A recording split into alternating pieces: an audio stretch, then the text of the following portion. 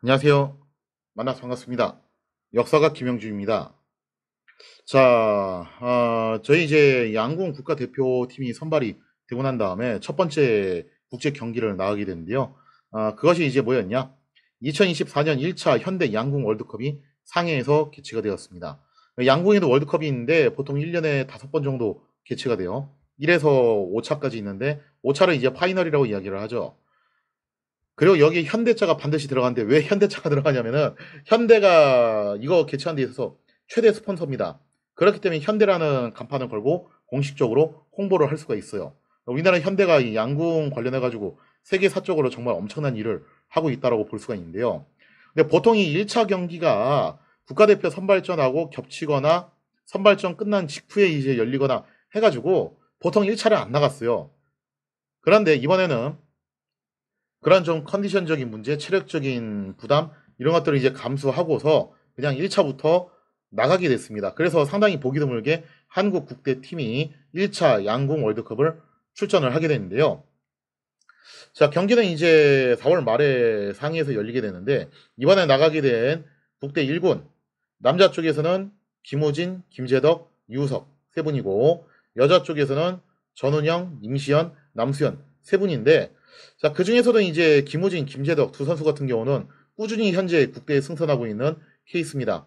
김호진 선수 같은 경우는 거의 뭐 이제 기록을 세우고 있죠. 사실상 이제 양궁계의 메시라고 불릴 정도로 세계적으로 가장 유명한 선수 중에 한 명이고 그 다음에 김재덕 선수도 도쿄올림픽 이후로 계속 꾸준하게 국대에 승선을 하고 있습니다. 만약에 안산 선수님이 이번에 승선을 했으면은 역시 마찬가지로 이제 계속 꾸준하게 승선을 하시는 분이 될 뻔했는데 물론 안산 선수님은 도쿄올림픽 이전에도 국대를 하시긴 했어요. 어쨌든 이제 김재덕 선수는 도쿄 이후로 지금까지 계속 국대 자격을 유지를 하고 있고요. 그리고 임시현 선수하고 남수현 선수 같은 경우는 나름대로 좀 이 올림픽이 새롭게 다가올 수도 있을 것 같아요. 임시현 선수 같은 경우 사실 국대 짬밥이 엄청 오래된 것 같은 느낌이 들 수 있는데 엄밀히 말하면 이제 작년 올해 딱 두 번입니다. 작년에 원체 날아다니셔가지고 오랫동안 국대 생활을 하신 것처럼 그렇게 느낌이 들 수는 있어요. 자, 그리고 이 임시현 선수 같은 경우는 아시다시피 아시안 게임, 세계 선수권대회 그리고 월드컵까지 거의 모든 국제 경기를 휩쓸었습니다. 이제 올림픽만 입상을 하면 돼요. 이것만 이제 입상을 하면은 이제 강채영, 안산 이런 이제 선배 신궁들의 계보를 잇는 진짜 퍼펙트한 신궁으로 탄생을 할 수가 있죠. 그다음 남수영 선수 같은 경우는 현재 국대 막내입니다. 김재덕 선수가 드디어 이제 막내를 탈출을 하셨는데 남수영 선수 같은 경우는 처음 국대 1군에 들어가셨고 이번에 이제 올림픽도 처음으로 나가게 되는 거죠. 두 분 같은 경우는 아마 이 올림픽이 굉장히 뭔가 새로운 느낌이 들으실 것 같기도 해요.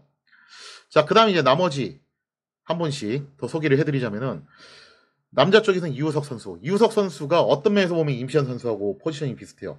정확하게 옛날에 강채영 선수하고 포지션이 비슷합니다. 사실 이우석 선수는 짬밥이 꽤 되는 선수고 올림픽 빼고 모든 대회에서 다 입상을 하셨습니다.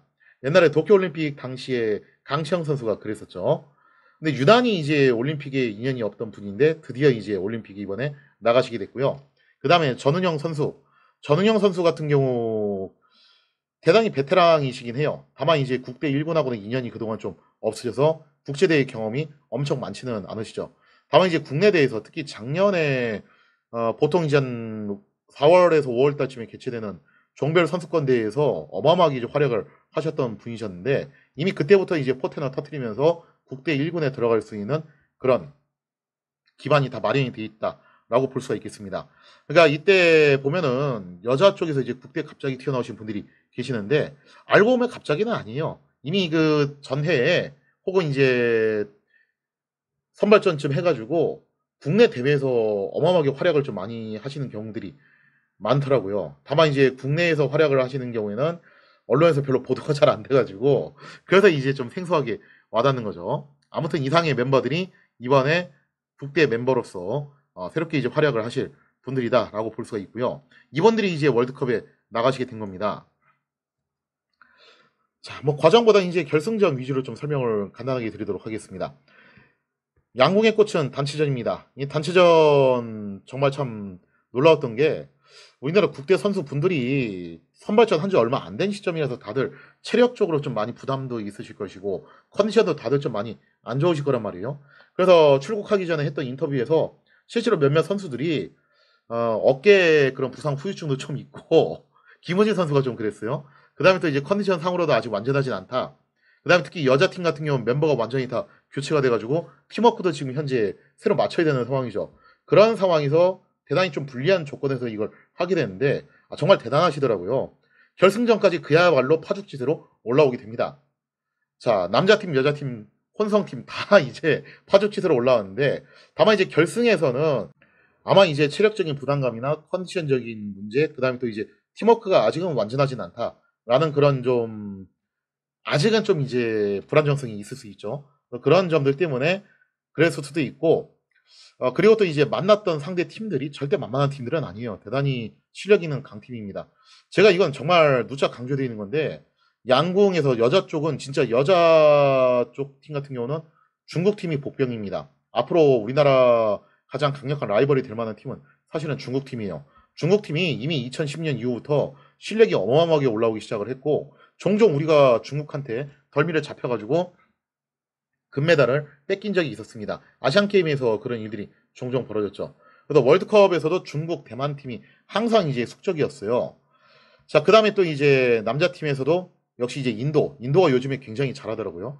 이거 무서운 게 중국도 그렇고 인도도 그렇고 둘 다 인구 대국들이라서 얘들이 각 잡고 양궁 키우기 시작을 하면은 무시무시해지죠, 진짜. 그 13억 인구에서 양궁 잘하는 사람들, 특출나게 이제 잘하는 사람들 선발을 하는데 절대 무시할 수 있는 전력이라고 볼 수가 없습니다. 그리고 이번 월드컵에서는 스페인 팀이 또 복병이긴 했어요.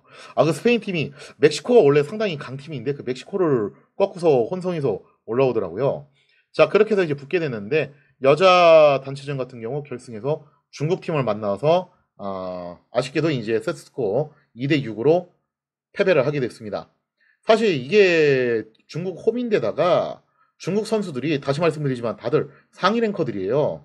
작년에도 거의 뭐 10위권 안에 들어갔던 선수들이고 이 중국 선수들 같은 경우는 교체도 그렇게 잘 안 되는 편입니다. 다른 나라 선수들은 그 교체 잘 안 돼요. 거의 고정으로 와가지고 경험치를 계속 꾸준히 쌓는 게 다른 나라 선수들 특징인데 그런 중국 팀을 상대로 이제 막 국대 선발전 치르고 난 다음에 여러 가지 이제 부담감을 안고서 한 것이 있다 보니까 우리가 이제 좀 어떻게 보면 불리한 요소들이 많이 있는 상황이었죠. 그래서 이번에는 그냥 이제 몸풀기 하면서 그렇게 이제 합을 맞춰간다라는 개념으로 접근을 했으면 하고요. 다음번에 이제 붙어가지고 제대로 이제 또 이기면 되는 겁니다. 남자 쪽에서도 역시 이제 마찬가지로 인도 팀에게 패배를 했는데 거듭 말씀드리지만 인도 팀이 정말 강팀이에요.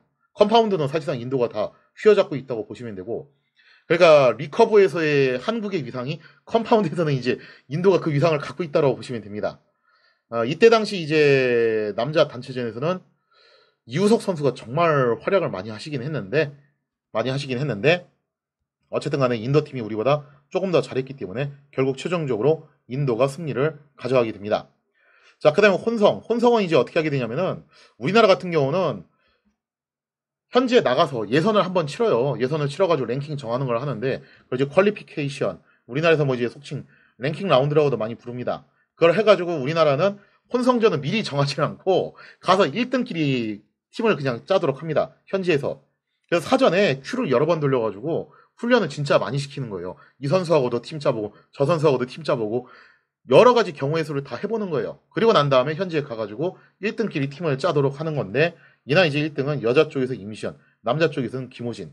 예전에 그 김호진 안산 조합하고 거의 유사한 호날두 메시 조합이라고 볼 수가 있겠죠. 그리고 이제 스페인 팀을 만났는데 이때 당시 스페인 혼성팀이 멕시코 혼성팀을 깨고서 올라올 정도로 대단히 강팀이었습니다. 그래서 이 스페인 혼성팀하고 붙어가지고 결국 이제 슈더프까지 가는 접전 끝에 꺾고서 혼성 금메달을 차지를 하게 되었죠. 그래서 단체전은 남자 단체전 은메달, 여자 단체전 은메달, 그리고 혼성전은 금메달을 수확을 하면서 나쁘지 않은 성적을 이렇게 만들어내게 됩니다.